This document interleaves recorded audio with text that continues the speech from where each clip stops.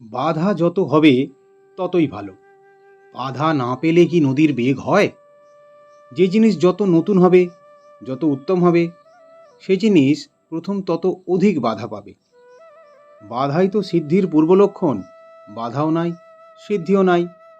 মুষ্টিমেয় মানুষ পৃথিবীকে তাহার কক্ষপথ হইতে ছিটকাইয়া দিতে পারে, যদি তাহারা চিন্তা, বাক ও কর্মে সংযুক্ত হয়। এই প্রত্যয় কখনো ভুলিও না। কাপুরুষ ও মূর্খরাই অদৃষ্টের দোহাই দেয়। সংস্কৃত প্রবচনে এরূপ আছে। কিন্তু যিনি শক্তিমান, তিনি দাঁড়াইয়া উঠিয়া বলেন, আমি আমার অদৃষ্ট গড়িব। যাহারা বৃদ্ধ হইতে চলিয়াছে তাহারাই নিয়তির কথা বলে।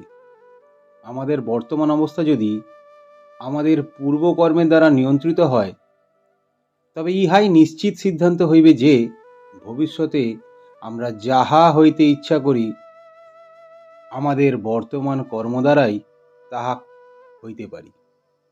অতএব আমাদের জানা উচিত কি রূপে কর্ম করিতে হইবে। কর্ম কি করিয়া করিতে হয় জানিলে তবেই কর্ম হইতে সর্বাপেক্ষা ভালো ফল পাওয়া যায়। কিন্তু অতি সামান্য কর্মকেও ঘৃণা করা উচিত নয়। তুমি আপনাকে মহান বলিয়া উপলব্ধি করো, তুমি মহান হইবে। আমাদের প্রত্যেকের ভিতরে সেই মহিমময় আত্মা রহিয়াছেন। আত্মায় বিশ্বাসী হইতে হইবে। নচিকেতার মতো বিশ্বাসী হও। যদি ভিডিওটা ভালো লেগে থাকে তাহলে ভিডিওটা লাইক করবেন, চ্যানেলটা সাবস্ক্রাইব করবেন, আর পাশে থাকা বেল আইকনটা প্রেস করে দেবেন, যাতে পরবর্তী ভিডিও নিয়ে এলে তার নোটিফিকেশান আপনার কাছে পৌঁছে যায়।